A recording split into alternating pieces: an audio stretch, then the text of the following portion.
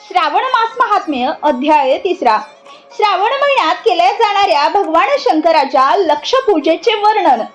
सनत कुमार बोलले, हे भगवंता, श्रावण महिन्याचे थोडक्यात वर्णन तुम्ही केले आहे.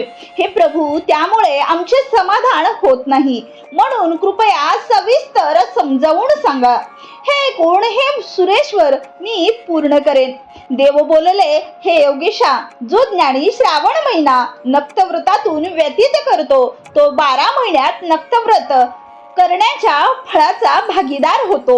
नक्तव्रतामध्ये संन्यासासाठी दिवस संपवण्यापूर्वी आणि रात्री गृहस्थांसाठी भोजनाचा नियम आहे.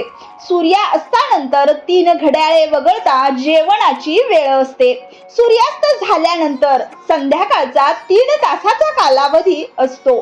संध्याकाळच्या वेळी वेला, आहार, संभोग, झोप, चौथ्या अध्यात्म अभ्यास या 4 क्रीडांचा त्याग करावा.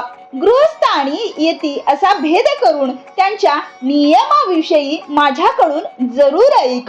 जेव्हा सूर्य मंद होतो तेव्हा त्याची सावली त्याच्या शरीरापासून दुप्पट होते. तेव्हा त्या वेळचे अन्न येतीसाठी नक्ता अन्न असे म्हटले जाते. रात्रीचे जेवण हे त्याच्यासाठी नग्न जेवण असं नसते. तारे दिसतात तेव्हा गृहस्थांसाठी नक्ता असे विद्वानांनी सांगितले आहे. येतीसाठी दिवसाच्या 8व्या भागाचा उरलेला भाग खाण्याचा सल्ला देण्यात आलेला आहे, कारण त्यासाठी रात्री अन्न निषिद्ध आहे. गृहस्थाने रात्री विधियुक्तनुसार नक्ता भोजन करावे आणि येती, विधवा, विधुर व्यक्तीने सूर्य असताना उपवास करावा. विधुर मुलगा असेल तर त्याने रात्री उपवास करावा. आश्रमी असो वा आश्रमी नसो, पत्नीहीन असो वा पुत्रहीन असो, यांनी रात्री उपवास करावा. त्यामुळे ज्ञानी मनुष्याने आपल्या अधिकारानुसार नक्तव्रत करावे. या महिन्यात नक्तव्रत करणाऱ्या व्यक्तीला परमगती प्राप्त होते. मी सकाळी स्नान करीन, ब्रह्मचर्य व्रत पालन करेन, नक्त खाऊन पृथ्वीवर झोपेन आणि प्राणी मात्रावर दया करीन. हे देवा, हे व्रत सुरू करताना जर मी मरण पावलो तर हे जग तुझ्या कृपेने माझे व्रत पूर्ण करून घेऊ, असा संकल्प करून ज्ञानी व्यक्तीने श्रावण महिन्यात रोजच उपवास करावा. अशा प्रकारचे नक्तव्रत करणारा मला खूप आवडतो. अभिषेक ब्राह्मणाने महिनाभर दररोज करावा आणि स्वतः रुद्र, महारुद्र, रुद्र मंत्राने करावा. हे वत्सा, मी त्या व्यक्तीवर अधिक प्रसन्न होतो, कारण मला पाण्याचा प्रवाह खूप आवडतो आणि मी रोज रुद्र मंत्राच्या माध्यमातून माझ्यासाठी खूप प्रेमळ घर करावे, जे अन्न आणि भोगाची वस्तू स्वतःला अत्यंत प्रिय आहे. तो संकल्प करून श्रेष्ठ ब्राह्मणाला द्यावा आणि महिनाभर त्या गोष्टीचा त्याग करावा. अरे मुनींनो, आता यानंतर सर्वोत्तम लक्ष पूजा विधी ऐका. ज्या व्यक्तीला लक्ष्मी हवी आहे किंवा शांतीची इच्छा आहे त्याने लक्ष पत्रे किंवा मग बिल्वपत्रे, लक्ष दुर्वादलांनी भगवान शंकराची पूजा करावी.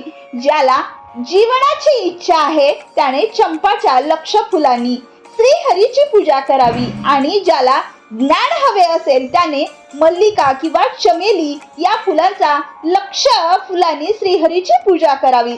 तुळशीच्या मंजुळाने भगवान शिव आणि विष्णूचा आनंद सिद्ध होतो. ज्यांना पुत्र प्राप्तीची इच्छा आहे त्यांनी कणेरीच्या पक्षासोबत शिव भगवान विष्णूची पूजा करावी.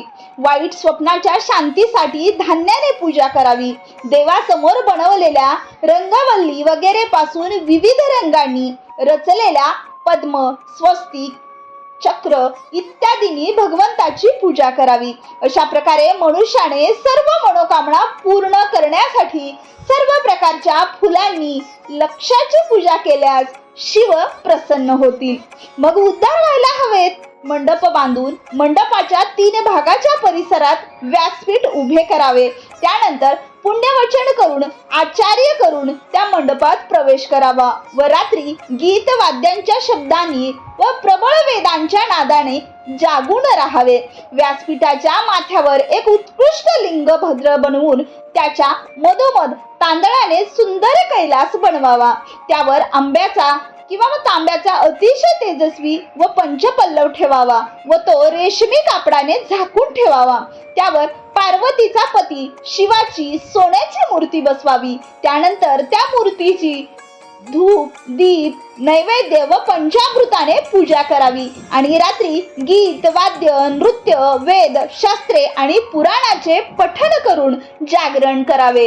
त्यानंतर सकाळी चांगले स्नान करून पवित्र होऊन आपल्या शाखेत विहित कायद्यानुसार व्यासपीठ तयार करावे. त्यानंतर मूळ मंत्राने किंवा मग गायत्री मंत्राने शिवाच्या सहस्रनामाने ज्या मंत्राने पूजा करण्यात आली आहे त्याच मंत्राने होम हवन करून पूर्ण आहुती द्यावी. यानंतर आचार्याची वस्त्रे, अलंकार घेऊन चांगली पूजा करावी. त्यानंतर इतर ब्राह्मणाची पूजा करून दक्षिणा द्यावा. भगवान शिवाची जी पूजा केली जाते ती दान करावी. सोन्याची मूर्ती बनवून शिवाची पूजा करावी. जर तुम्हाला एखादा दिवा केला असेल तर तो दिवा दान करावा. चांदीचा दिवा, सोन्याचा विंचू किंवा मग विंचू बनवून त्यात गाईच्या शेणाने भरून सर्व मनोकामना आणि अर्थपूर्तीसाठी दान करावा. यानंतर भगवंताकडे क्षमायाचना करावी आणि शेवटी 100 ब्राह्मणांना भोजन द्यावे. अहो मुनींनो, अशा प्रकारे पूजा करणाऱ्या व्यक्तीवर मी प्रसन्न होतो. त्यातही श्रावण महिन्यात पूजा करणाऱ्याला अनंत फळ मिळते. या महिन्यात जर कोणी त्याला अत्यंत प्रिय वस्तू अर्पण करण्याच्या हेतूने त्याग करत असेल तर त्याचे फळ ऐका. या जगात आणि परलोकात त्याची प्राप्ती लाख पटीने अधिक आहे. ही काम इच्छा केल्याने ही इच्छा सिद्धीस प्राप्त होते आणि निस्वार्थ कार्य केल्याने परमगती प्राप्त होते. या महिन्यात रुद्र अभिषेक करणाऱ्या व्यक्तीला रुद्र लोकात त्याच्या मजकुराच्या अक्षरक्रमातील प्रत्येक अक्षरासाठी लाखो वर्ष प्रतिष्ठा प्राप्त होते. पंचामृताचा अभिषेक केल्याने अमरत्व प्राप्त होते. या महिन्यात जमिनीवर झोपलेल्या माणसाचे फळ माझ्याकडून आता ऐका. हे द्विजश्रेष्ठा, त्या मनुष्याला 9 प्रकारच्या रत्नांनी जडलेले, सुंदर वस्त्रांनी झाकलेले, मऊ गादीने सजविलेले, देशी विदेशी सजलेले, रमणीय स्त्रियांनी सजविलेले, रत्ननिर्मित दिव्यांनी सजविलेले आणि अत्यंत मऊ व गरुड आकाराचे अमलगम किंवा हस्तिदंत किंवा मग चंदनापासून बनविलेले उत्तम व शुभ पलंग प्राप्त होतो. या महिन्यात ब्रह्मचर्य पाळल्याने वीर्याची पक्की पुष्टी होते. ऊर्जा, शक्ती, शरीराची दृढता आणि धर्माच्या बाबतीत जे काही फायदेशीर आहे ते सर्व चांगले प्राप्त होते. निस्वार्थ ब्रह्मचार्य व्रताने ब्रह्म साक्षात्कार होतो आणि सकामाला स्वर्ग आणि सुंदर देवतांची प्राप्ती होते. या श्रावण महिन्यात जो दिवस रात्र मौन पाळतो किंवा दुसरा किंवा जेवणाच्या वेळी मौन पाळतो तो उत्तम वक्ता बनतो. व्रताच्या शेवटी घंटा आणि पुस्तक दान करावे.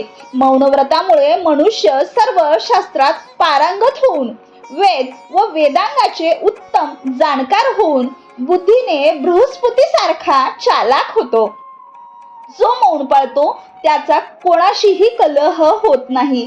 त्यामुळे या श्रावण महिन्यात मौन व्रताला सुद्धा अतिशय महत्व आहे. अशा प्रकारे श्री स्कंद पुराणातील ईश्वर सनत कुमार संवादात श्रावण महिना महात्म्यामध्ये नक्तव्रत, लक्षपूजा, भूमिशायन, मौन व्रतस्थान नावाचा 3रा अध्याय पूर्ण झाला. इति श्री शंकर अर्पणास्तु.